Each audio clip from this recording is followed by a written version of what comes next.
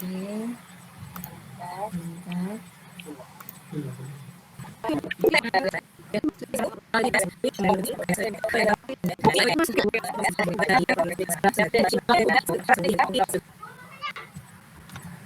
Oke, nah sore hari ini saya akan membatasi lingkup subjek dari pembicaraan kita menjadi anak-anak di sekolah usia dasar sekitar 7 sampai 12 tahun. Mengapa? Karena dengan asumsi anak-anak yang lebih besar itu sudah bisa lebih melakukan adaptasi atau penyesuaian dan dengan asumsi sosial skill mereka sudah lebih baik ya dibanding anak-anak usia yang lebih kecil. Nah, mengapa juga anak usia sekolah dasar? Karena menurut saya ya, yang paling terdampak sosial skillnya dengan adanya pandemi adalah anak-anak di usia sekolah dasar ini. Nah, kemudian anak-anak usia sekolah dasar itu sedang dalam usia perkembangan emas, ya. Mereka juga paling butuh untuk berinteraksi langsung. Kemudian mereka juga sedang dalam masa bermain. Nah, jadi oleh karena itu kita khususkan pembahasan sore hari ini di anak-anak sekolah usia sekolah dasar. Nah, baik. What is social skill ya? Dan why is social skill important? Apa itu social skill dan mengapa social skill itu penting? Nah, setelah membaca beberapa beberapa pendapat dari para ahli tentang teori social skill, saya mengambil kesimpulan bahwa social skill atau keterampilan sosial itu adalah kemampuan yang dipelajari dan dimiliki oleh individu untuk dapat memunculkan perilaku yang tepat dalam situasi tertentu dengan tujuan agar dapat melakukan interaksi yang efektif dengan orang lain, sehingga dapat menjadi individu yang kompeten secara sosial. Contoh social skill adalah ya, ketika ada teman yang kesulitan, dia bersedia membantu dan memberi pertolongan, kemudian tidak membuli teman. Jadi social skill yang baik itu bukan hanya melakukan kebaikan ya, tapi tidak melakukan keburukan itu juga termasuk dalam skill sosial. Lalu kemudian ketika berbicara dia santun, tidak kasar, dia bisa melakukan self management atau pengaturan diri dengan baik. Nah, jadi intinya social skill itu adalah kemampuan seseorang untuk berinteraksi dengan orang lain secara tepat dan itu mendatangkan manfaat untuk si individu tersebut, mendatangkan manfaat juga untuk orang lain atau keduanya. Nah, ibu-ibu biasanya di dalam pengertian ini ya, para ahli memandang bahwa kemampuan social skill ini adalah kemampuan yang dipelajari. Jadi tidak ada kaitan dengan bakat bawaan. Tapi saya sendiri kurang setuju dengan pandangan itu karena teori Howard Gardner tentang multiple intelligences, ya jadi Howard Gardner itu mengemukakan teori tentang kecerdasan majemuk. Ada 9 kecerdasan menurut Howard Gardner dan salah satunya itu adalah kecerdasan interpersonal. Nah, kecerdasan interpersonal itu pada masing-masing individu memang berbeda-beda ya. Ada yang rendah, sedang, dan ada juga yang tinggi. Nah, oleh karena itu, berarti kan kita bisa memandang bahwa bakat social skill ini ternyata memang sudah dibawa oleh setiap individu sejak lahir. Nah, kemudian kita juga tahu ya ada sebuah teori kepribadian tentang kepribadian introvert dan extrovert, di mana kepribadian introvert itu dicirikan sebagai individu yang pendiam, kurang bisa terbuka, tidak begitu suka berinteraksi dengan orang lain, sedangkan kepribadian extrovert itu sebaliknya, yaitu kepribadian yang terbuka ya, kemudian dia lebih pendiam dan lebih suka berinteraksi dengan orang lain. Nah, menurut ibu-ibu, kepribadian yang mana yang lebih memiliki social skill yang lebih tinggi? Yang introvert atau yang extrovert? Extrovert sepertinya, Mbak. Ya, yang extrovert ya. Jadi, kepribadian extrovert itu disinyalir, ditengarai akan lebih memiliki kemampuan social skill yang lebih tinggi dibanding kepribadian yang introvert. Jadi saya agak kurang setuju dengan pendapat bahwa social skill itu murni dipelajari, ya. Tapi saya berpendapat bahwa ini adalah kemampuan yang dipelajari, tapi ini juga ada interaksi dengan bakat bawaan seorang individu. Oke, kita lanjut ya. Nah, apakah pentingnya social skill? Kalau menurut saya ya, social skill ini mempengaruhi kesuksesan seseorang di masa depan. Ibu-ibu seperti kita tahu dulu, ada paradigma bahwa kesuksesan seseorang itu hanya tergantung dari IQ-nya saja atau intelligence quotient-nya. Nah, semakin ke sini, paradigma itu bergeser dan banyak teori-teori baru yang bermunculan. Antara lain teori tentang kecerdasan emosi atau IQ yang dipopulerkan oleh Daniel Goleman ya, dengan istilah emotional intelligence. Kemudian ada spiritual quotient, kemudian ada aversive quotient yang dikemukakan oleh Paul J. Stoltz. Kalau aversive quotient itu adalah kecerdasan dalam menghadapi tantangan atau kesulitan-kesulitan. Nah, jadi tadi kan apa namanya? Kita nah, yang skill itu ada kecerdasan emosi yang dibutuhkan oleh seseorang. Jadi kalau kita lihat dengan seseorang itu mempunyai social skill yang baik, maka dia akan bisa lebih sukses di masa depan. Nah, jika seseorang memiliki social skill yang baik, jika ia seorang karyawan, dia akan menjadi pemain tim yang baik. Jika dia seorang bos atau atasan, dia akan menjadi pemimpin yang dicintai dan dihormati. Jika dia seorang marketing, dia akan bisa menjadi top sales yang baik, yang sukses ya. Jika ia seorang kepala keluarga, ia akan memiliki keluarga yang bahagia. Jika ia seorang anggota masyarakat, ia akan menjadi warga yang baik. Jika ia seorang guru atau dosen, dia bisa disukai oleh murid dan mahasiswanya, dan seterusnya dan seterusnya. Nah, jadi dengan kondisi seperti ini, maka seseorang itu akan bisa hidup dengan bahagia. Nah, setelah dia bahagia, maka kesuksesan akan mengikutinya. Jadi, ibu-ibu, kadang-kadang kan ya kita tahu ada seseorang yang hidupnya bahagia, tapi dia tidak sukses, atau sebaliknya, ada yang dia sukses, tapi dia tidak merasa bahagia.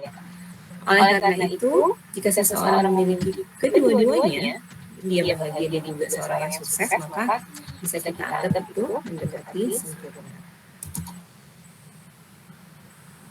Nah, penting juga untuk kita mengetahui apa itu apa karakteristik individu dengan social skill yang tinggi ya. Nah, kali ini saya ambilkan dari teorinya Kai Chen. Kai Chen ini adalah seorang psikolog klinis dari Hong Kong yang berdomisili di Singapura. Baik, menurut Kai Chen ya, orang yang social skillnya tinggi dia akan memiliki satu kontrol emosi. Artinya dia bisa mengendalikan emosi orang lain untuk kebaikan. Yang kedua, dia memiliki sikap sosial, ya, yaitu bisa merespon terhadap orang sosial yang proper ya, atau tepat. Kemudian yang ketiga, kemampuan komunikasi. Komunikasi di sini ada dua, yaitu verbal dan non-verbal. Kemampuan komunikasi verbal itu yaitu dengan menggunakan bahasa atau berbicara. Sedangkan yang non-verbal itu adalah kemampuan komunikasi di luar itu. Contohnya misalnya mimik wajah ya, dan bahasa tubuh atau gestur. Lalu yang keempat ada tanggung jawab. Tanggung jawab ini maksudnya bertanggung jawab atas tindakan diri sendiri. Dan yang terakhir ada peduli, ya, yang kelima ada peduli. Peduli itu artinya memperhatikan orang lain.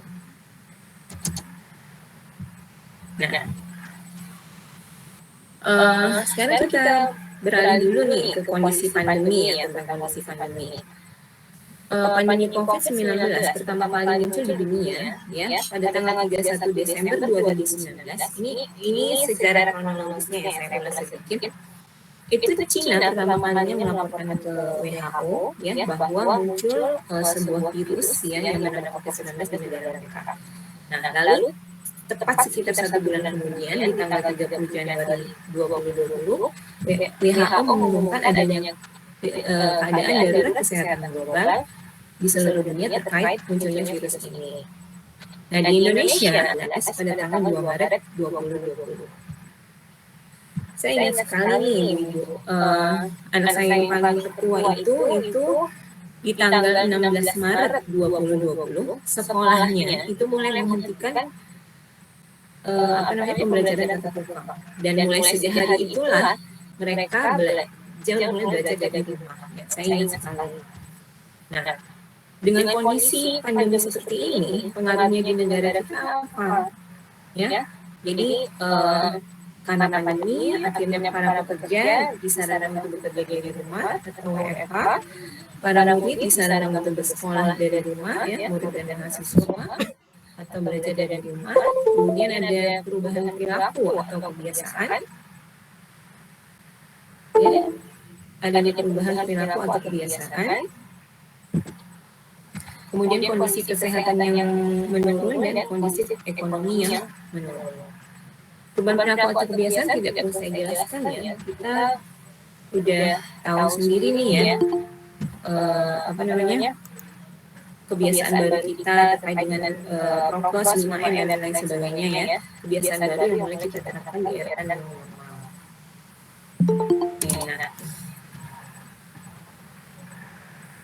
Kondisi pandemi COVID-19 terkait dengan social skill itu sendiri bagaimana?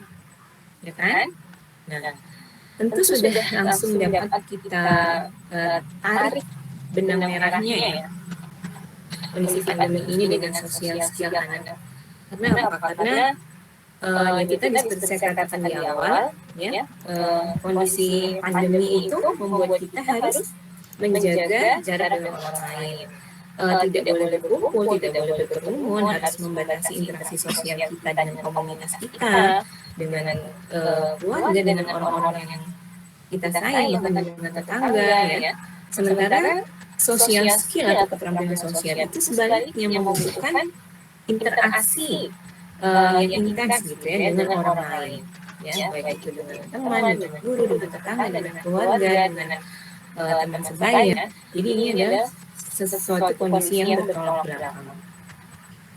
Nah, terus gimana dong Bu Silvi dengan kondisi seperti ini? Nah, jawabannya adalah kita perlu beradaptasi. Ya, Ibu, kita perlu beradaptasi terhadap kondisi ini. Jadi, jangan karena kondisinya itu sedang COVID, lalu kita tidak melatih anak-anak kita tentang kemampuan sosial skill ini, gitu, ya. Kita tetap melatih mereka untuk memiliki kemampuan sosial skill yang baik. Nah, ini ada beberapa cara, ya, ada beberapa cara yang saya sarankan untuk dilakukan untuk melatih sosial skill anak-anak kita di masa pandemi. Ya, antara lain yang pertama adalah memberi penjelasan pada anak tentang apa itu sosial skill. Nah, kebanyakan orang tua, ya, tidak melakukan ini pada anak-anak mereka, gitu, ya. Mereka tidak menjalin komunikasi atau membangun komunikasi terhadap anak-anak. Seharusnya, ya, tentang apapun itu, ya, tidak cuma sosial skill, aspek-aspek lain juga seharusnya kita terbiasa untuk memberi penjelasan dan pengertian kepada anak-anak kita.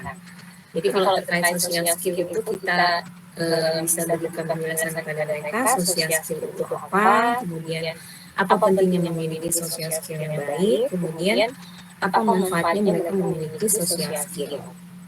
Nah, sehingga kalau anak-anak sudah paham dan mengerti, gitu, mereka tidak akan bertanya-tanya, kenapa kok papa dan mama memberikan aku tugas tanggung jawab di rumah, kenapa kok aku diajak untuk misalnya memberi makan pengemis atau tunanetra di jalan, kemudian mengapa kok aku disuruh mengucap salam ketika bertamu ke rumah orang, kenapa kok aku disuruh menjawab pertanyaan tamu yang datang ke rumah, gitu, ya. Kenapa kok aku harus bekerja sama dengan kakak dan adik untuk melakukan tugas di rumah, dan seterusnya dan seterusnya. Nah, jadi pertama sekali, ya, yang paling dasar kalau menurut saya adalah ajak anak berkomunikasi dan beri penjelasan tentang apa itu social skill sehingga anak paham ya. Dan kemudian yang kedua, kita bisa melakukan beri anak tanggung jawab di rumah. Ibu-ibu, meskipun kita di rumah memiliki ART atau asisten rumah tangga, tapi tetaplah beri anak kita tanggung jawab di rumah ya. Jadi beri mereka tugas sendiri untuk mereka kerjakan di rumah.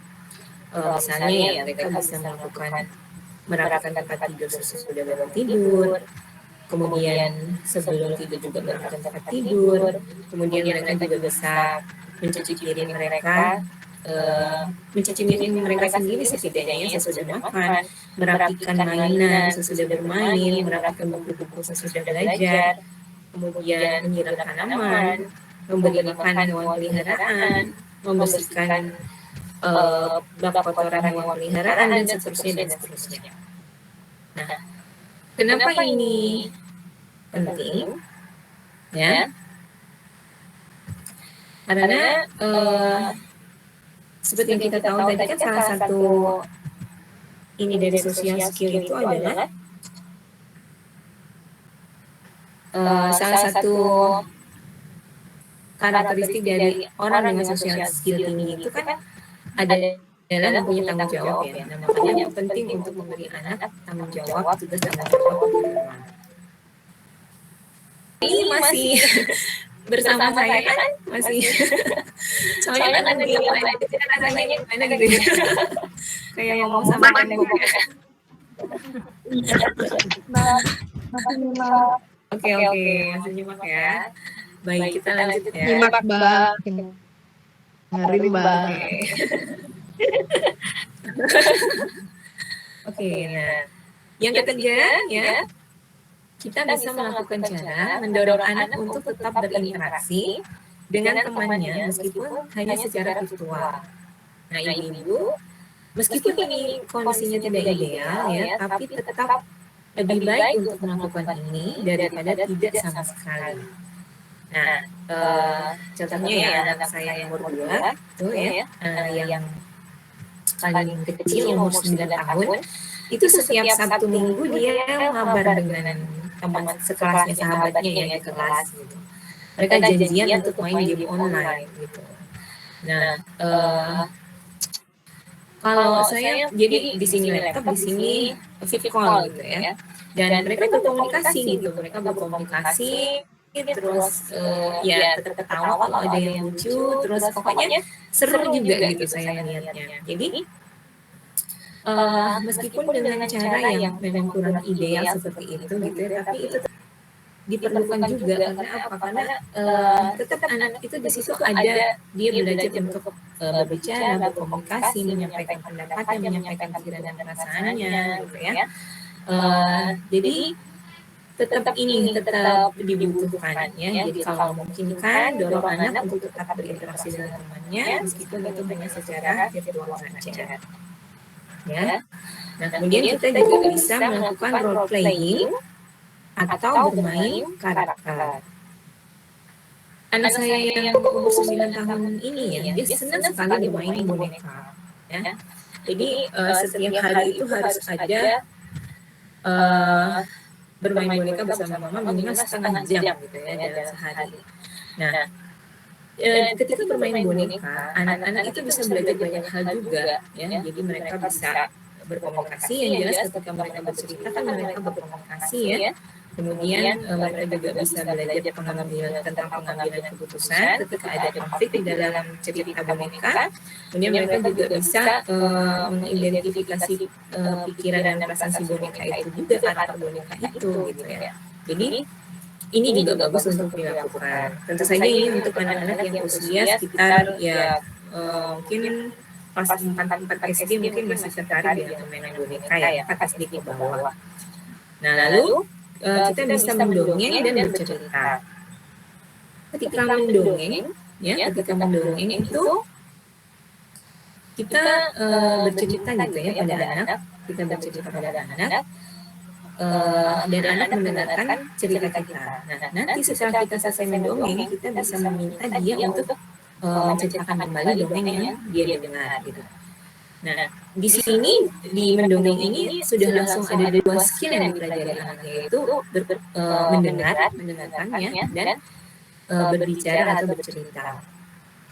Nah, kemudian bercerita itu si anak kita minta untuk menceritakan kegiatan dia dalam seharian ini apa, kemudian apa perasaannya saat ini, kemudian kita bisa tanya-tanya tentang kegiatan dia tadi, misalnya seperti tadi anak saya mabar itu dengan temannya, saya bisa bertanya tadi mabar sama Alen berapa lama, terus kenapa Alen kok tadi agak terlambat, kok cepet tadi mainnya sama Alen gitu.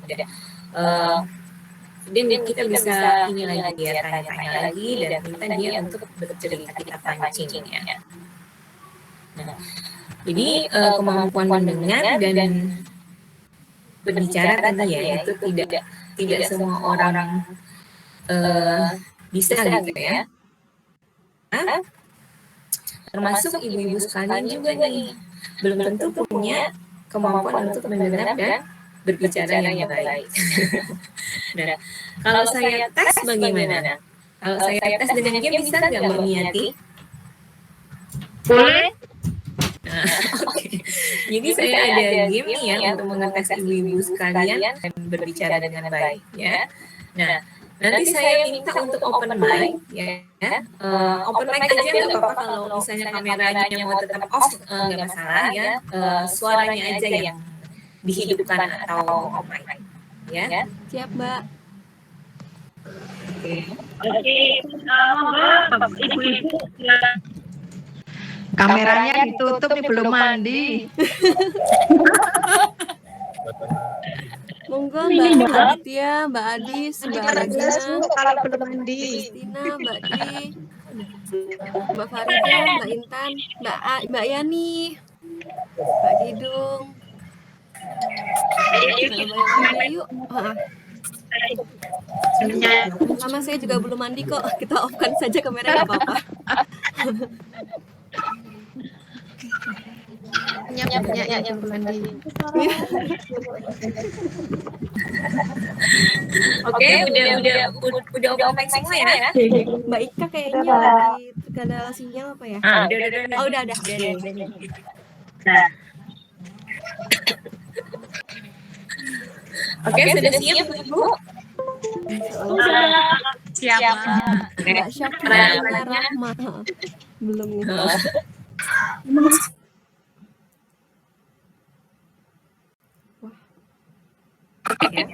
Perasaan dalam Kalau nggak mic semua jelas, selfie nggak jelas. Buka semua mic-nya. Di mute aja deh. Jawab itu aja gimana? Kayaknya ada suara des-des gitu, nggak tahu dari mana itu. Des-des. saya instruksi dulu ya. Saya instruksi kalau udah mulai ngomong baru ini ya. Oke. Nah, instruksinya adalah kalau saya bilang hai, halo. Terus kalau saya bilang halo, ibu-ibu bilang hai. Bisa? Insya Allah bisa. Bisa. Bisa. Ya. Nah, kita mulai ya. Ya, Mbak. Oke. Kita mulai. 1, 2, 3. Hai. Halo.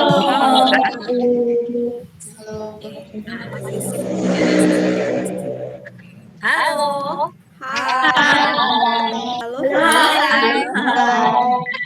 Halo, hai. Hai, halo. Halo. Halo, hai, hai.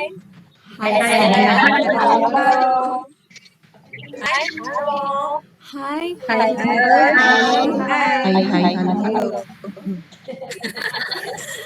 Udah yang akhir ya, jadi telat. Oke, sekali lagi ya. Hai, halo, hai. Halo. Hai, halo, halo. Halo. Hai, halo, halo, hai, halo. Halo. Halo. Oke, nah itu menunjukkan bahwa nggak semua dari kita punya kemampuan mendengar serta berbicara yang baik ya. Ini kan saya kembali share screen lagi ya. Jadi memang ini sebuah kemampuan yang memang perlu kita latih di anak-anak kita dan perlu dipelajari. Oh ini udah tershare ya. Bentar. Screen saya masih kelihatan di layarnya ibu atau Udah enggak. Enggak. Buatan enggak sih belum? oh Enggak sebentar ada, ya. enggak ada screen. Harus cepat bilang ya sebentar. Saya Lagi bantu kok Mbak. nggak bisa share juga. Bentar. Oke, ini sudah? Belum. Belum. Oh, Belum belum ada. ya? Perlu saya bantu Mbak. Oh boleh Mbak Desra.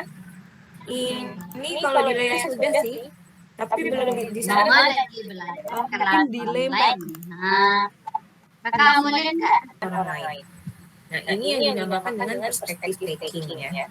Jadi nonton film Hachi ya, Hachi si kumbang yang terpisah dengan kasihan juga ya Ma, dia pasti sedih berpisah dengan ibunya. Kemudian kita juga bisa tanya kalau menurut adik Hachi bagusnya melakukan apa? Agak di atasnya lagi Mbak Desra. Ya, yang itu. Ya, oke. Ya, yang itu oke. Nah, mungkin si Adi akan menjawab dengan harusnya si Haji itu jangan putus asa ya Ma dalam mencari ibunya sampai ketemu dan bla bla bla. Nah, di situ kita bisa melatih anak meskipun dia tidak ketemu orang real gitu ya, tapi dia tetap bisa melakukan perspective taking ini dengan cara menonton film gitu ya, ataupun ketika mendongeng dan bermain boneka seperti tadi.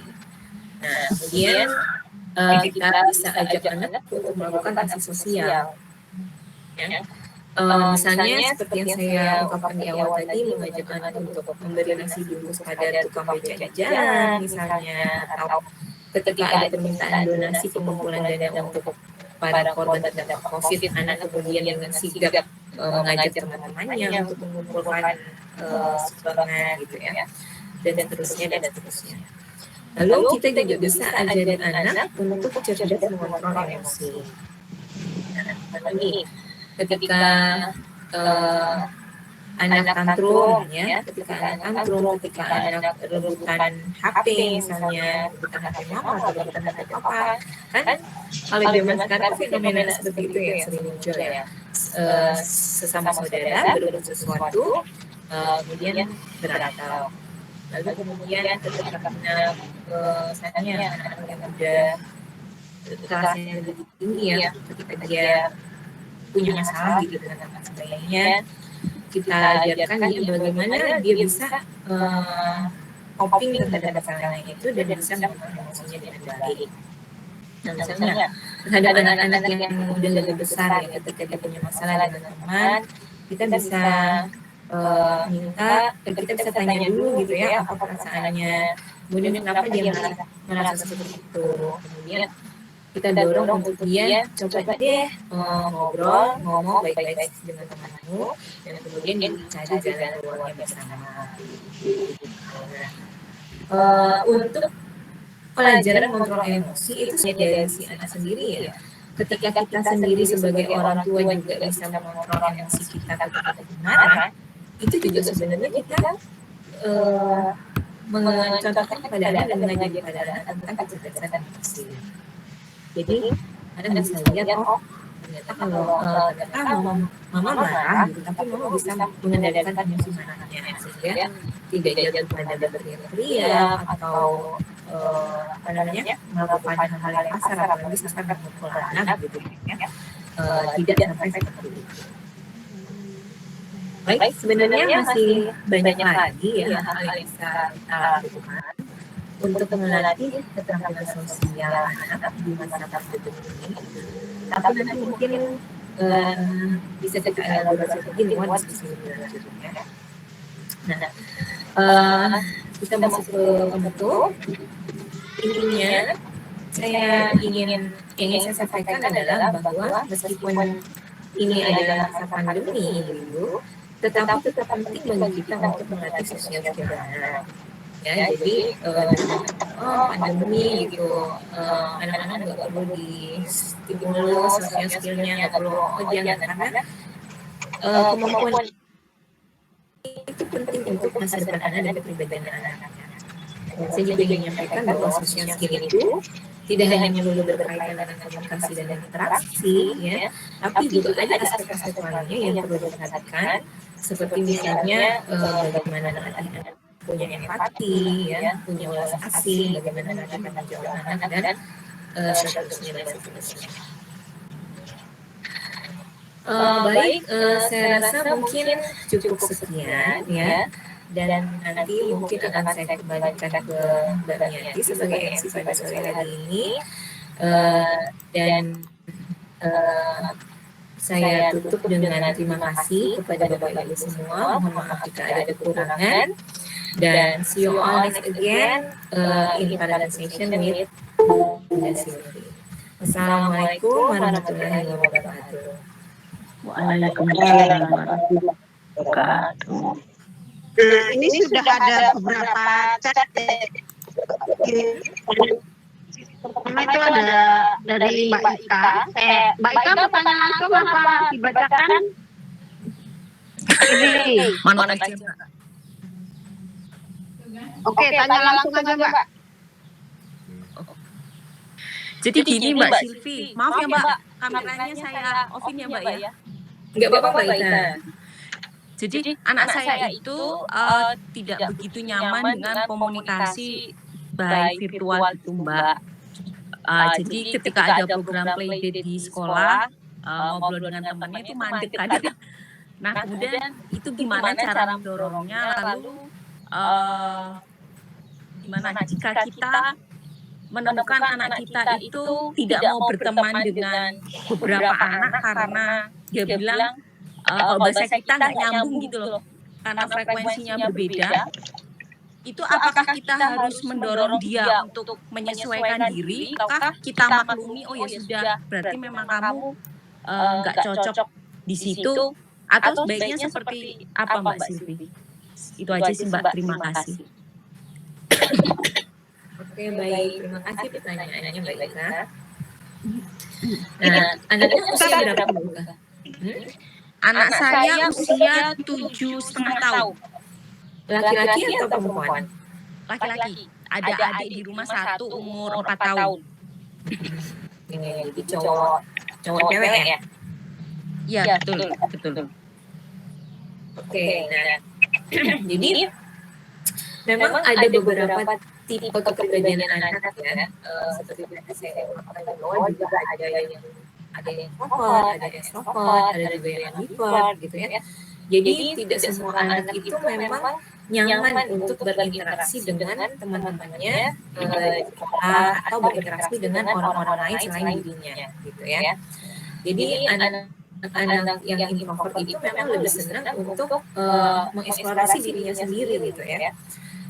Jadi kalau di dalam kecerdasan majemuk atau multiple intelligence adalah itu yang namanya kecerdasan intrapersonal, yaitu kecerdasan bagaimana dia bisa memahami dirinya, kemudian bagaimana dia memahami ide-ide pikiran dan gagasan-gagasan yang ada di dalam diri. Nah, jadi memang tipe kepribadian anak itu tidak sama. Ada yang mudah berinteraksi, ada yang susah berinteraksi, ada yang dia observer dulu, ya dia masuk ke suatu lingkungan baru, dia mengobservasi dulu, dia mengamati dulu. Kalau dia merasa terus, oh ini kayaknya aku merasa nyaman dengan lingkungan ini, dia akan mulai mencoba ikut masuk ke dalam lingkungan tersebut. Nah, jadi tipe anak ini berbeda-beda. Nah, coba kalau saran saya, coba Mbak Ika pahami dulu tipe anak yang Mbak Ika kan sebenarnya yang mana gitu. Introvert itu tadi gitu kan, yang observer, yang extrovert, atau yang ambivert ya. Kalau ambivert itu dia gabungan antara introvert dan extrovert. Ya, jadi kedua-duanya ada di dalam diri dia dan seimbang.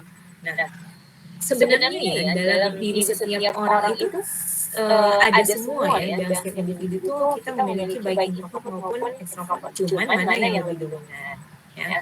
Nah, kalau orang yang introvert itu dia seimbang antara introvert dan extrovert. Jadi dia kapan dia merasa dia butuh untuk memunculkan sisi introvert dia akan saya munculkan sisi extrovert saya, dia akan munculkan yang extrovert. Ini orang yang introvert ini akan lebih mudah beradaptasi ya, karena dia memiliki kedua-duanya. Tapi kebanyakan orang itu dominan introvert atau dominan extrovert. Nah, saran saya kembali lagi, Mbak Ika coba gali ya, bisa juga observasi si anak atau mengajak komunikasi tadi gitu kan. Ditanyain aja, Kak kenapa kok nggak suka berinteraksi, nggak suka sama temannya itu, kenapa kok temannya itu main-main kakak mau gitu ya. Jadi kita gali lebih lanjut, kita tambahin juga data-datanya dan observasi kita terhadap si anak gitu. Atau kita juga wawancarai juga nih, kita tanya-tanya juga gurunya atau temannya gitu ya. Menurut pendapat kamu si kakak ini gimana sih gitu kan. Jadi kita bisa dapat dari semua sisi kan. Intinya supaya Mbak Ika mengenal aja gitu ya, anaknya Mbak Ika itu masuk tipe yang mana. Nah, nanti kalau sudah mengerti tentang tipaan Mbak Ika, baru kita bisa melakukan step yang lebih lanjut. Misalnya kalau ternyata memang sepertinya masih kakak ini lebih ke introvert deh gitu, dia merasa nyaman kalau sedang sendirian, dia kurang merasa nyaman kalau banyak orang di dekatnya, dia kurang merasa suka kalau dia harus berinteraksi dengan banyak orang, dengan teman-temannya gitu. Nah, kalau misalnya memang si kakak ini dominan introvert ya, berarti kita tidak boleh memaksakan dia harus kamu harus rame gitu loh, kalau teman-temannya kamu harus gantian, kamu harus bisa interaksi dengan teman-temanmu dan guru-guru di sekolah, jangan gitu. Kalau memang dia tipenya introvert lalu kita paksakan dia untuk seperti itu, dia akan merasa tidak nyaman gitu ya. Tapi memang kali-kali orang introvert itu memang perlu gitu ya untuk tampil di depan umum, berbicara dengan orang-orang di sekitarnya gitu ya, sesekali itu memang perlu. Lagi-lagi untuk melatih skill sosial dia gitu. Jadi kita memberi ruang untuk sifat introvert dia, tapi bukan berarti kita tidak mendorong dia untuk punya sosial skill yang baik gitu ya. Jadi seimbang gitu. Oke Mbak. Jadi cari tahu dulu ya Mbak Ika, anaknya Mbak Ika ini termasuk tipe yang mana. Jadi Mbak Ika jadi tahu step apa selanjutnya yang bisa Mbak Ika lakukan. Nah, kalau ternyata dia ada 3 pertanyaan lagi. Oh iya, baik Mia, silakan. Kita lanjut ke pertanyaan berikutnya ya. Iya, halo Mbak Silvi. Halo Mbak Kidung. Selamat sore. Sebenarnya hampir sama. Iya, hampir sama sih pertanyaannya, dan mungkin apa namanya untuk mengomentari teman bercerita itu masih belum kayak belum paham. Misalnya temennya WA terus menceritakan tentang peliharaannya, terus dia aku harus balas apa, dia kan cuma cerita aja gitu. Maksudnya kalau temen dia tuh kayak baru memahami kalau temennya bertanya dia baru merespon. Tapi kalau di temennya itu cuma bilang ini aku punya binatang peliharaan loh, terus aku harus jawab apa gitu kan. Kayak gitu, jadi meresponnya itu dia belum tahu gitu. Apakah itu harus dilatih dengan misalnya mendongeng atau boleh saya udah tanya ya udah misalnya mau bilang apa gitu, nggak ngerti gitu, ya udah biarin aja dia punya binatang peliharaan gitu kan. Kayak gitu, lebih apa namanya, jadi kayak WA dirit aja gitu karena belum tahu cara dia merespon temennya. Terus yang kedua, saya mengobservasi anak saya ini ketika menangis, apa namanya dia mengikuti gaya bicara adiknya yang umur 1 tahun.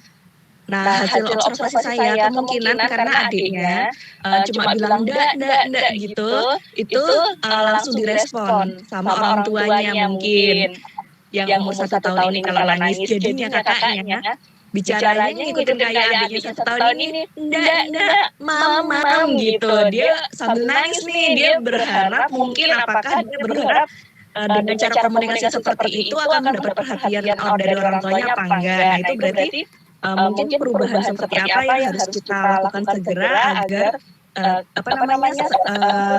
perbuatan seperti itu tidak diteruskan gitu, Mbak Selvi. Terima kasih. Terima kasih Mbak Lili. Ini sekaligus 3 penanya ya Mbak Silvi. Oh, enggak satu pertanyaan langsung dijawab aja Mbak. Takutnya nanti saya lupa. Kalau Oke. Ya, langsung direspon dulu aja. ya direspon dulu ya. Untuk yang anaknya Mbak Kidung usianya berapa Mbak? 6 tahun, Mbak, perempuan. 6 tahun perempuan, adiknya 1 tahun. tahun. Iya. Laki-laki. Oh, ini Iya. Oh, ini yang teman Adri ya? Bukan, Mbak. Yang dari RC.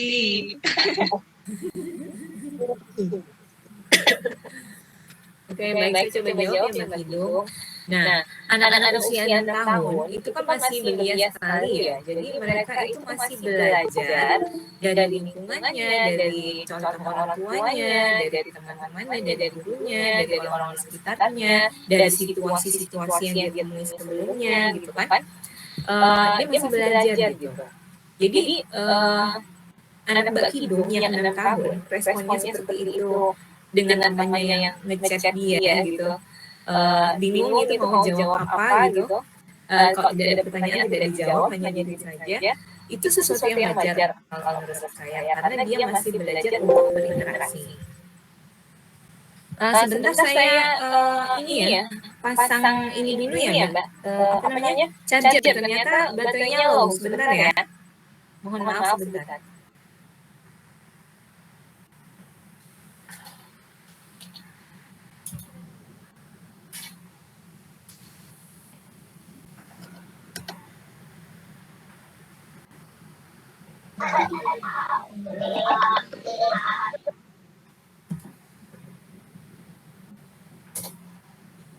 Halo. Oke, sudah terpasang, mohon maaf ya. Soalnya tadi kayaknya udah diisi penuh, tapi kok tiba-tiba jadi low. Oke, saya lanjut ya. Nah, jadi Mbak Kidung itu ya harus lebih banyak mengajak si kakak ini untuk berkomunikasi. Jadi kayak ya kan kakak bisa balas misalnya, oh ya binatang peliharaanmu apa gitu. Aku juga punya binatang peliharaan loh gitu. Jadi jangan hanya dirit aja Kak, karena kalau misalnya dirit aja nggak jawab, nanti temennya kakak bisa tersinggung. Dikirain kakak nyuekin dia gitu. Nah jadi dari situasi-situasi seperti ini si anak tuh belajar, oh ternyata kalau nyuekin orang kurang baik ya, kurang dia nggak kurang sopan ya.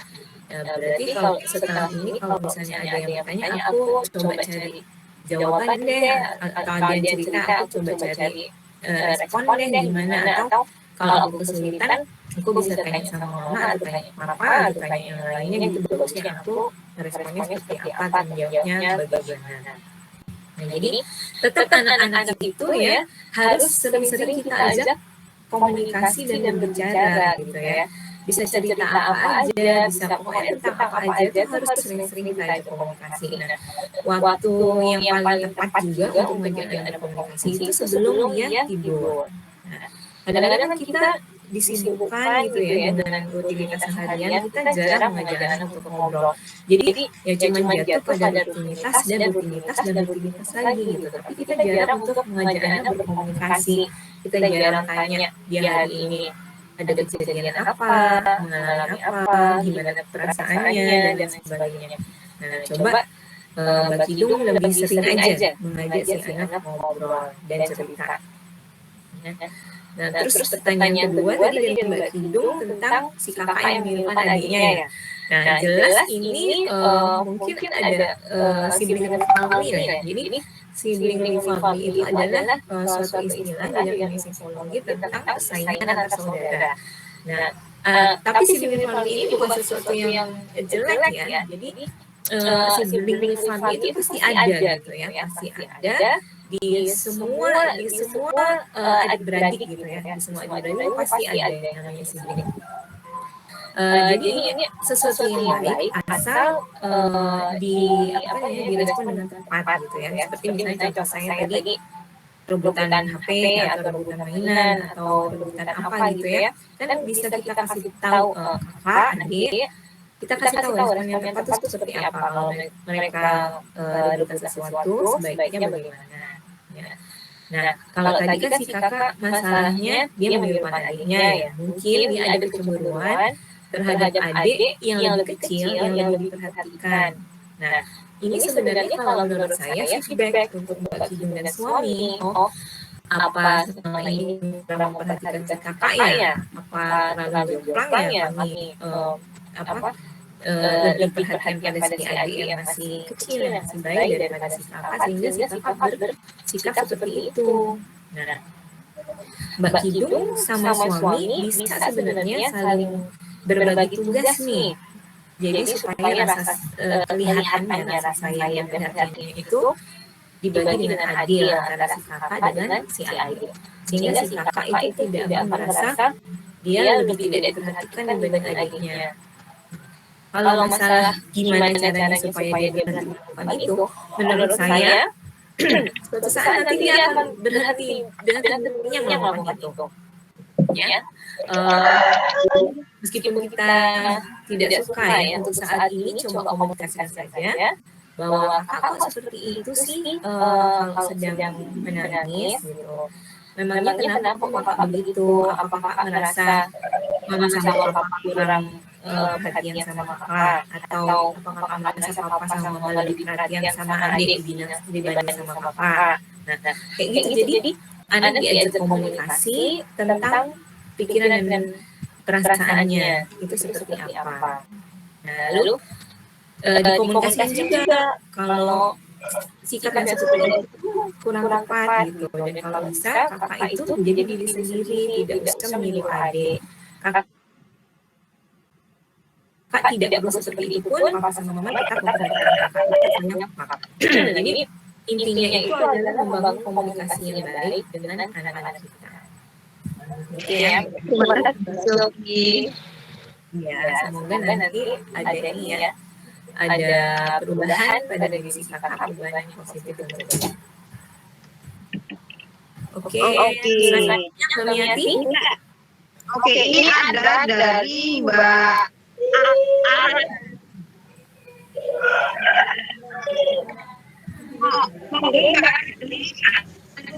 langsung aja.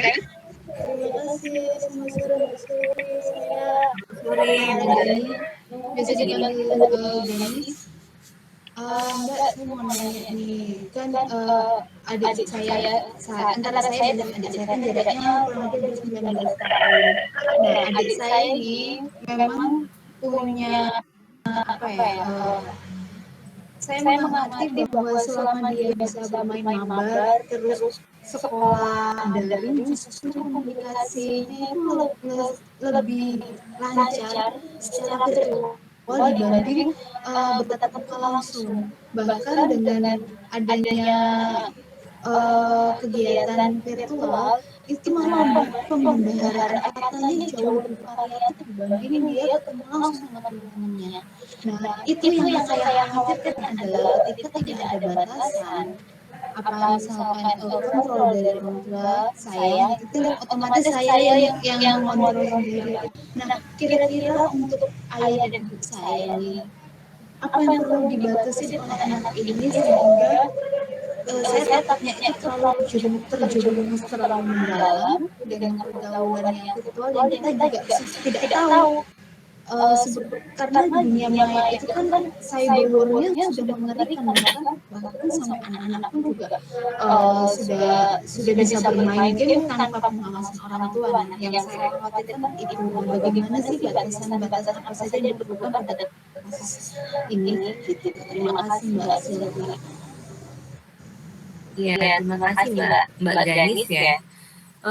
Mbak Ganis, adiknya itu laki-laki, usia berapa? Iya, cowok 10 tahun.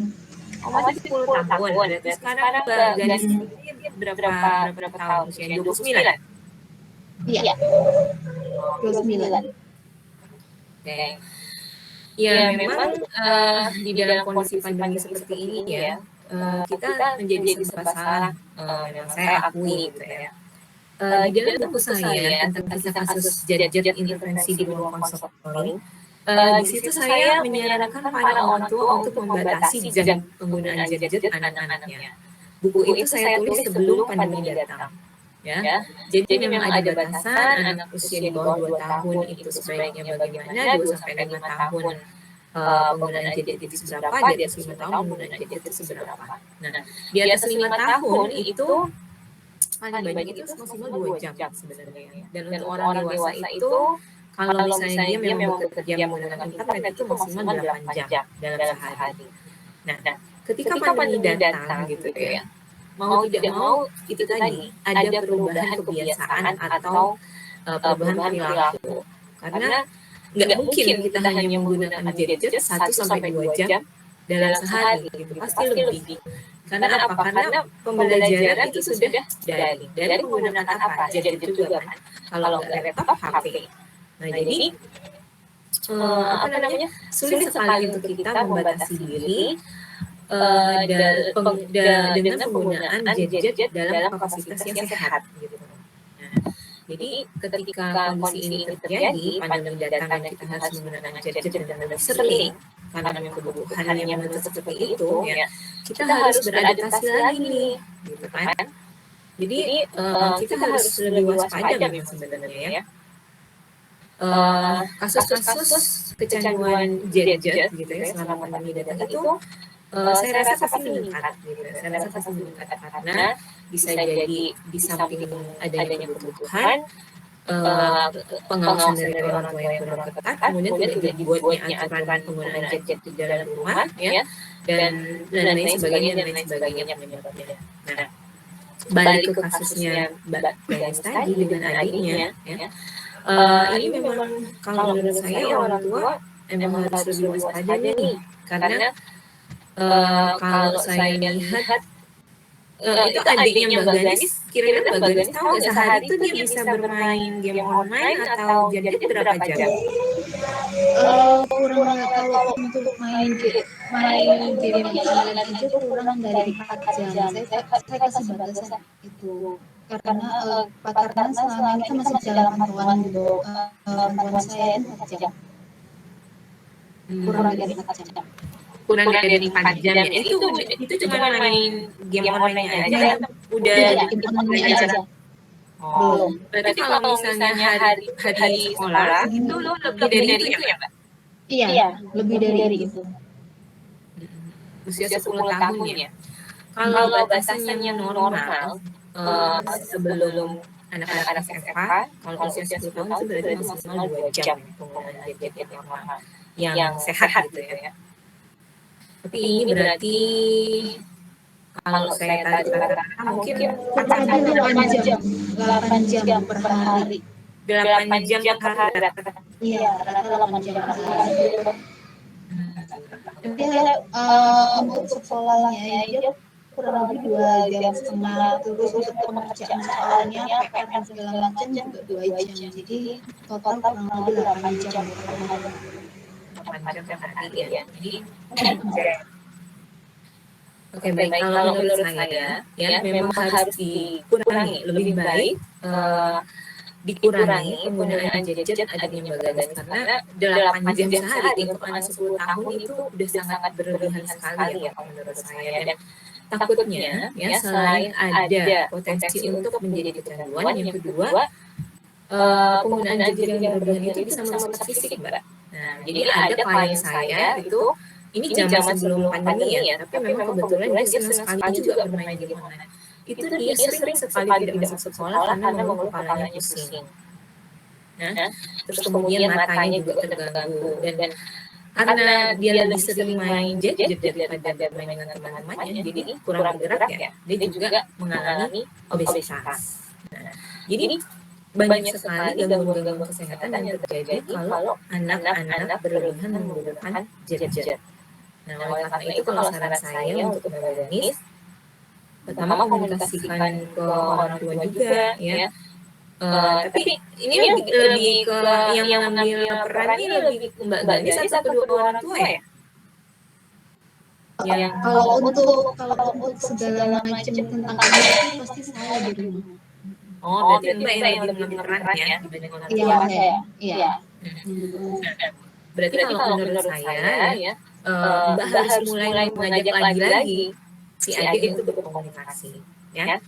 Katakan kepada dia bahwa sepertinya penggunaan gadget kamu deh udah berlebihan nih. Mbak udah misalnya yang Mbak Galis bisa bilang, Mbak udah berkonsultasi dengan psikolog, kayaknya sepertinya kamu memang kelebihan dalam penggunaan gadget perhatiannya. Jadi sepertinya penggunaan gadget kamu harus dibatasi. Nah, dibatasinya itu bisa jangan langsung ya, jangan langsung jeblek gitu, tapi bertahap. Nah, jadi misalnya seminggu ini kita kurangi setengah jam misalnya penggunaan gadget kamu. Kamu mau buatnya nggak lagi 4 jam, 3,5 jam aja ya gitu. Kalau dia berhasil, tapi ini atas persetujuan dia juga ya, jadi pengertian ini untuk kebaikan dia. Nah, kalau dia sudah setuju, dibuat aturan tentang penggunaan gadget, lalu kemudian dipantau dalam seminggu itu apakah dia berhasil untuk melakukan aturan yang udah dibuat. Nanti kasih dia reward kalau misalnya dia memang bisa melakukannya. Rewardnya itu juga Mbak Ganis yang lebih mengerti lah saya rasa ya. Apa yang adik sukai, apa yang kira-kira membuat adik semangat. Nah, kemudian di minggu kedua bisa diturunkan jadi 3 jam. Di minggu ketiga bisa diturunkan jadi 2,5 jam. Nah, seperti itu.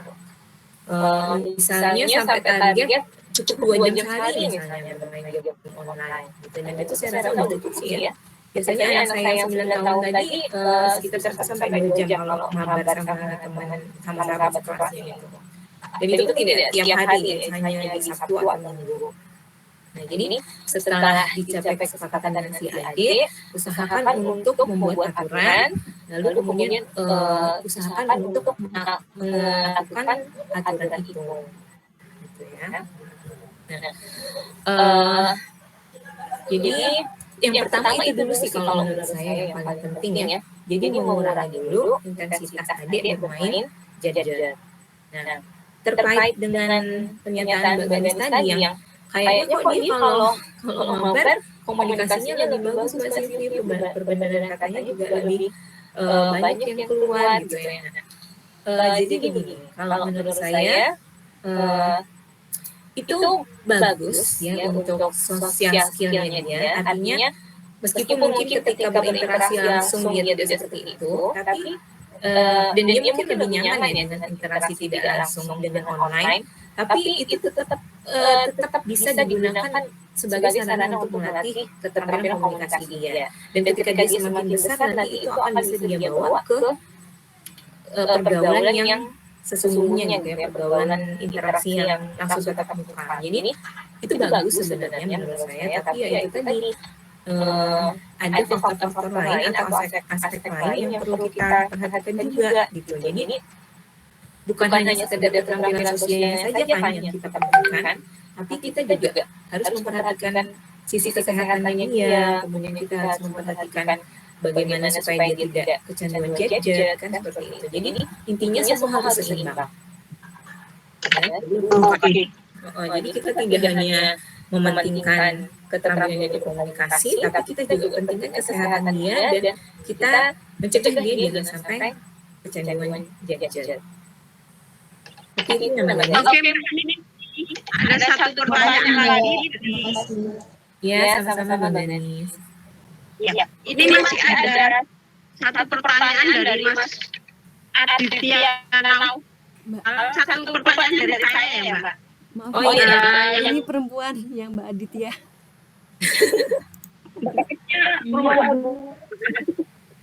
Iya Mbak, ini dari Mbak Aditya Nova, perempuan. Iya. Belum ya, satu pertanyaan gini Mbak Sylvie. Yang hilang di anak-anak masa pandemi itu kan soal interaksi ya. Dan kuncinya social skill itu interaksi. Dan salah satu yang hilang itu adalah kemampuan anak memanajemen masalah ketika kalau dia interaksi sama teman, dia kan ada berantemnya, ada masalah cocoknya, itu kemudian mereka menemukan cara sendiri untuk mengatasinya. Nah, ketika kondisi pandemi seperti ini, bagaimana mereka diajarkan untuk memanajemen sebuah masalah, itu pertanyaan dari saya. Yang kedua dari Mbak Atia, monggo sekalian saja. Monggo Iya, Mbak terima Titi. kasih untuk waktunya. Jadi tadi sempat Ibu kan bercerita tentang bermain dengan boneka. Nah, anak saya ini selama pandemi itu kayak lebih lama bermain dengan boneka dan kayak berkhayal gitu loh. Sering ngomong sendiri istilahnya. Nah, Halo Mbak Tia.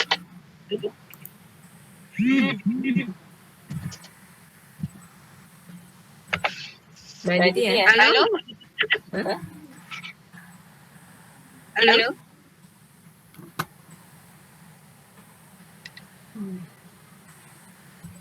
Kok iya Mbak Tianya? Suara masuk nggak? Iya, tadi sempat keluar. saya ulang lagi ya Bu. Iya Mbak. Silakan. Ini selama pandemi anak saya itu kayak lebih sering bermain dengan boneka. Nah, bermain bonekanya itu dia drama-drama gitu, hampir sama dengan anaknya Ibu. Tapi apakah itu wajar dan sampai usia berapa dia kayak gitu? Ini tuh kayak dia sering ngomong sendiri tuh loh. Kadang itu nggak ada apa-apa, dia sering kayak berhayal jadi ratu atau jadi apa gitu, ngomong sendiri. Nah, itu wajar atau enggak? Kalau wajar memang sampai berapa usianya? Dan gimana kita memberikan batasan-batasan supaya dia tidak terlanjur jauh berkhayal gitu. Takutnya terlalu Bu. Kadang itu khayalannya dia tingkat tinggi sampai saya, anak ini kok kayak terlalu berkhayal, takutnya dia terlalu berkhayal gitu. Takutnya diri sendiri. Begitu Bu. Terima kasih. Usia anak saya 7 tahun. 7 tahun perempuan anaknya. Ada siblingnya nggak Mbak? Ada saudaranya nggak? Ada adiknya. Nah, itu adiknya itu kalau kakaknya itu introvert, kalau kakaknya itu introvert, adiknya extrovert. Jadi itu mereka nggak klop untuk kegiatan apapun gitu. Adiknya usia berapa? Adiknya 5 tahun. 5 tahun sekarang jadi beda 2 tahun ya. 5 tahun sama 2 tahun, jadi punya 2 adik. Oh, punya 2 adik. Oke, saya jawab dulu pertanyaan Mbak Miati ya. Jadi yang tadi Mbak Miati ungkapkan itu sangat benar adanya ya. Jadi memang selama pandemi ini banyak sekali hal yang berkurang dari kehidupan kita ya. Banyak sekali yang berkurang dari dunia anak-anak, termasuk interaksi secara langsung ini. Nah, ketika anak-anak berinteraksi langsung dengan teman-temannya, ketemu langsung, mereka main gitu ya, mereka main apa misalnya terus ada konflik, mereka kan biasanya berusaha menyelesaikan dengan sendirinya ya. Dan nanti beberapa menit kemudian udah baikan lagi gitu ya. Jadi memang ketika pandemi anak-anak lebih banyak di rumah, kurang berinteraksi dengan teman sebayanya, grupnya, memang itu salah satu yang hilang, dari interaksinya anak-anak. Ya. Jadi memang apa boleh buat ya, itu juga memang karena prioritas kita adalah kesehatan gitu ya. Jadi memang kita tidak memaksakan diri gitu untuk anak-anak itu harus berinteraksi langsung dengan teman-temannya. Tapi ketika kondisi pandemi itu agak lebih terkendali ya, kan memang dalam waktu 1,5-2 bulan ini memang kondisi pandemi kan benar-benar meningkat dan melonjak gitu ya, sehingga kita benar-benar membatasi diri untuk keluar rumah. Tapi sebelumnya jadi pasca pertama kali pandemi datang, lalu kita kemudian mulai beradaptasi dan masuk ke era new normal, itu kan sebenarnya anak-anak tetap ada interaksi tuh Mbak Niati dengan teman-temannya, minimal teman-teman sekampungnya, teman-teman tetangganya gitu ya, minimal mereka tetap ketemu gitu dengan teman-teman yang selingkungan itu gitu kan, meskipun mungkin ketemunya tidak terlalu sering dan tidak dengan banyak orang gitu, dengan jumlah orang yang lebih banyak. Nah, jadi Kalau saran saya nanti setelah mudah-mudahan ini pandemi yang sekarang ini yang gelombang kedua ini segera berakhir ya, dan kita kemudian mulai bisa lebih luzinak lagi, lebih longgar lagi, lalu kita bisa meningkatkan frekuensi kita keluar rumah. Nah, dorong anak-anak kita juga untuk bermain dengan teman-temannya meskipun hanya sedikit, meskipun hanya anak tetangga sebelah rumah 2 orang gitu, 3 orang gitu, tetap kita dorong anak-anak kita untuk ketemu sama anak tetangga itu, sama temennya gitu ya, meskipun cuma sesekali dan tidak dengan jumlah teman yang sama banyak itu tidak apa-apa. Nanti kita dorong mereka untuk bertemu dengan teman-temannya. Nah, untuk sementara ini memang ya apa boleh buat ya ketika ketika anak-anak kita itu tidak bertemu dengan teman-temannya, memang itu yang akhirnya hilang kemampuan bukan kemampuan ya, situasinya menurut saya yang hilang gitu ya. Tapi kemampuan itu tetap bisa diasah. Kemampuan untuk pemecahan masalah misalnya dengan bermain boneka tadi ya kan, konfliknya tetap ada, tapi konflik antar boneka gitu kan, bukan antar teman atau antar manusia gitu. Atau ketika kita mengajak anak menonton TV atau film gitu ya, konflik di dalam film itu tentu pasti ada juga ya kan, dari tokoh-tokoh yang ada di dalam film tersebut. Nah, itu kita bisa ajak anak untuk elaborasi itu, mengkomunikasikan tentang itu. Jadi memang untuk sementara ini kita apa boleh buat harus menerima kondisi yang ada sambil tetap berusaha beradaptasi. Gitu ya Mbak Niat ya. Oke. Untuk Mbak Aditya. Jadi kalau saya lihat ya, pada usia anak-anak yang kecil itu memang kemampuan atau perilaku dia berimajinasi gitu ya, itu memang lebih tinggi gitu ya dibanding anak-anak di usia yang lebih tua. Tapi memang itu ada batasannya gitu ya. Nah, artinya imajinasinya itu dia juga tidak terlalu lewat keluar batas gitu ya, dan kemudian juga tidak terlalu sering perilaku itu muncul. Nah, jadi yang saya minta untuk Mbak Aditya lakukan itu adalah mensubstitusi perilaku si kakak ini tadi yang dia lebih sering ngomong sendiri gitu ya, kemudian imajinasinya itu terlalu lewat batas, disubstitusi atau dicarikan pengganti penyaluran. Nah, jadi karena usianya masih 7 tahun gitu ya, hal ini adalah wajar, tapi kita juga perlu melakukan semacam backup untuk membatasi gitu ya. Nah, saran saya coba Mbak Aditya lebih banyak kalau memang bisa gitu ya, kalau misalnya memang waktunya cukup gitu, lebih banyak untuk menemani si kakak ini, apalagi si kakak kan sifatnya tadi introvert ya kalau menurut Mbak Aditya. Nah, jadi otomatis itu dia kita harus yang lebih sering aktif untuk mendekati dia. Jadi Mbak Aditya harus lebih sering, kalau nggak Mbak Aditya mungkin ayahnya atau siapapun lah yang ada di rumah gitu ya, siapapun saja yang ada di rumah, coba untuk lebih banyak menemani si kakak. Ajak kakak untuk bercerita gitu ya, nggak pakai boneka nggak apa-apa, suruh dia cerita aja tentang macam-macam lah gitu ya, tentang hewan peliharaannya, tentang teman sekelasnya, mungkin tentang gurunya, tentang tugasnya, tentang apa saja. Ajak dia berkomunikasi, ajak dia lebih banyak cerita, jadi dia tidak lebih banyak ngomong sendiri gitu ya, karena kita takutnya kan kebablasan gitu ya. Saran saya itu lebih banyak untuk diajak berinteraksi, lebih banyak temani, lebih banyak diajak berkomunikasi. Lalu yang kedua juga bisa substitusinya dengan misalnya melakukan aktivitas lainnya. Kalau anak-anak 7 tahun itu kan biasanya senang menggambar, mewarnai seperti itu ya.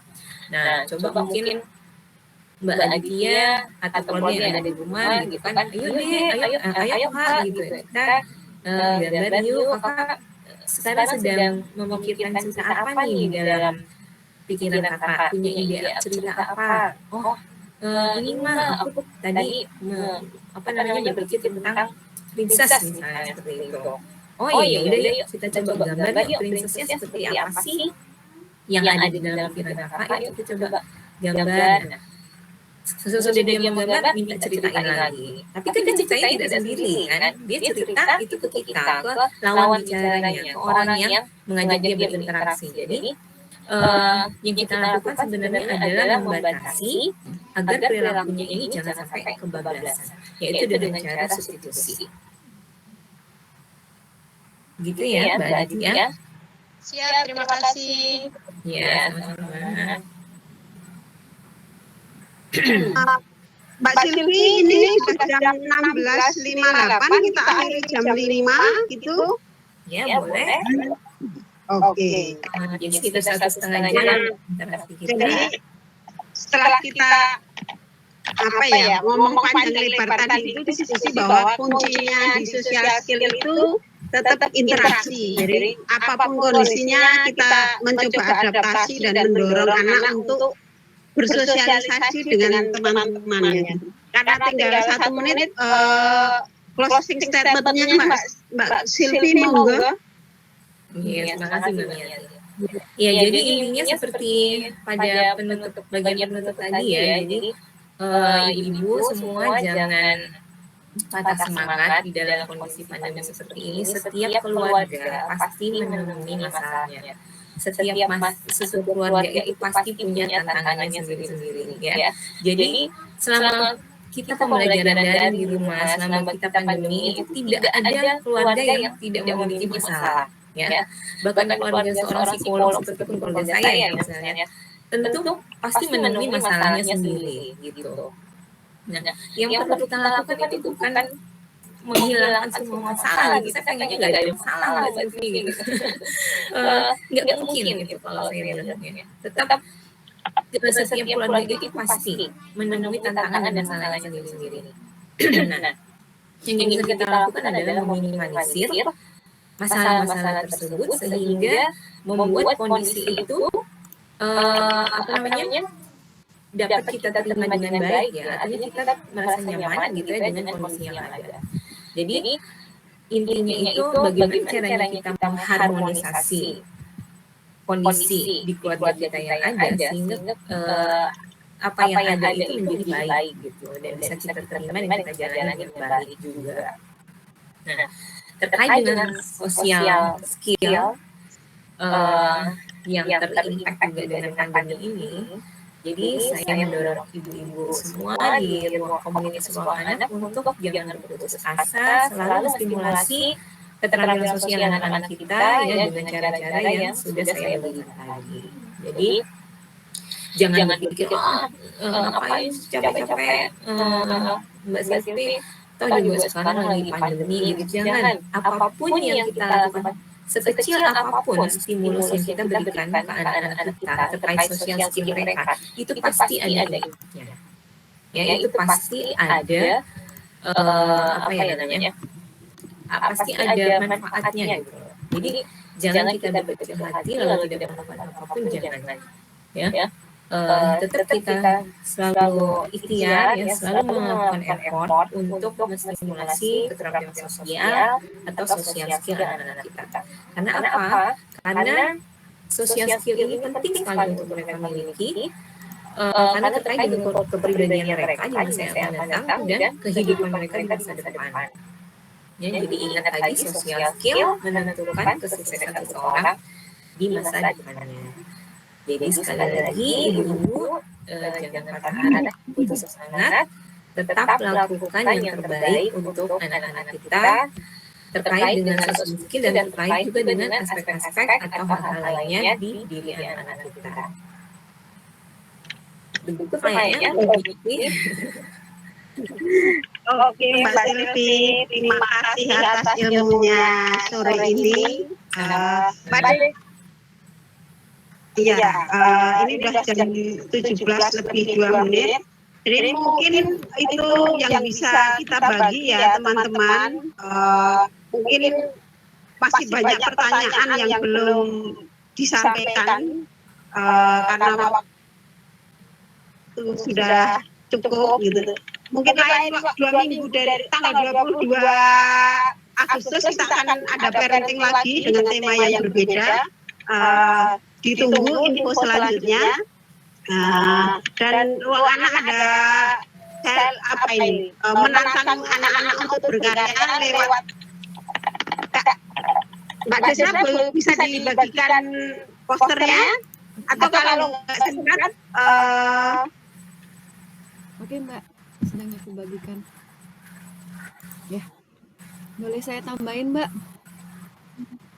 boleh. Ya, jadi teman-teman ini mungkin bisa disampaikan sama teman-teman kecil di rumah. Kalau kita ruang anak ada giveaway tentang Hari Kemerdekaan Anak. Nanti ada hadiah menarik buat teman-teman kecil yang bersedia mengikuti acaranya. Bisa berupa gambar, foto, Video. ya video juga bisa. Ini syarat dengan tentuannya ya. Detail nanti bisa lihat di ruang.imajinasi.anak di Instagram, Mbak.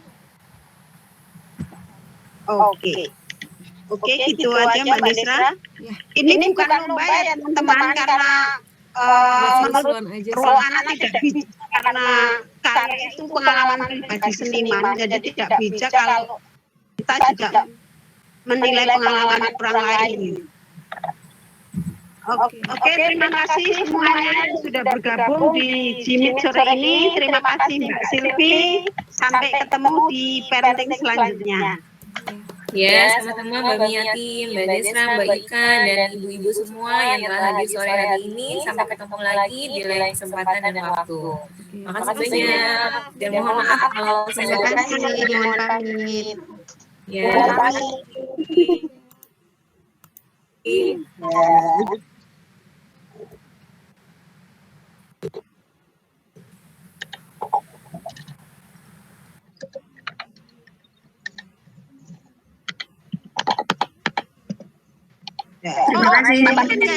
Sama-sama.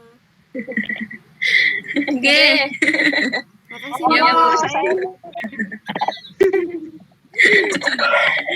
Bu. Ini selamat ya. Ya. Oke,